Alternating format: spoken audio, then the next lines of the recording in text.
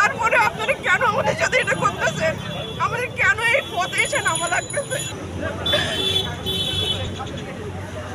চাকরিতে পুনর্বহাল না করা পর্যন্ত এখন থেকে আমরণ কর্মসূচি পালন করার সিদ্ধান্ত নিয়েছি। 12 তারিখ পর্যন্ত আমরা কোনো প্রকার আশানুরূপ কোনো সিদ্ধান্ত আমাদেরকে দেওয়া হয়নি, যার ফলশ্রুতিতে আমরা 13 তারিখ আমাদের পূর্ব ঘোষিত কর্মসূচি আমরা আজকে এখানে সচিবালয়ের 2 নম্বর গেটে আমরা আবার শান্তিপূর্ণ অবস্থান কর্মসূচিতে অংশগ্রহণ করে অবস্থান নেই। বাংলাদেশ পুলিশের 40তম ক্যাডেট সাব ইন্সপেক্টর বেসের চলমান ট্রেনিং থেকে অন্যায়ভাবে অব্যাহতি প্রদানের প্রতিবাদ ও চাকরিতে পুনর্বহালের দাবিতে আমরা 321 জন সাব ইন্সপেক্টর গত 5 ও 6 জানুয়ারি স্বরাষ্ট্র মন্ত্রণালয়ের সামনে শান্তিপূর্ণ অবস্থান কর্মসূচি পালন করি।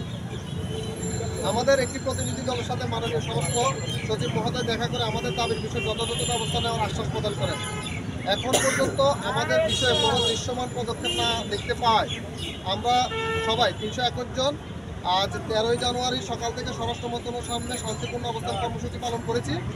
সকাল থেকে অপেক্ষা করেও এখন পর্যন্ত যথাযথ কর্তৃপক্ষের কোনো সুনির্দিষ্ট আশ্বাস না পাওয়ায় আমরা আমাদের পরবর্তী কর্মসূচি হিসেবে চাকরিতে পুনর্বহাল না করা পর্যন্ত এখন থেকে আমরণ কর্মসূচি পালন করার সিদ্ধান্ত নিয়েছি। এটা আমাদেরকে পুনর্বহাল না করা পর্যন্ত আমরা আমাদের এই কর্মসূচি অব্যাহত রাখবো।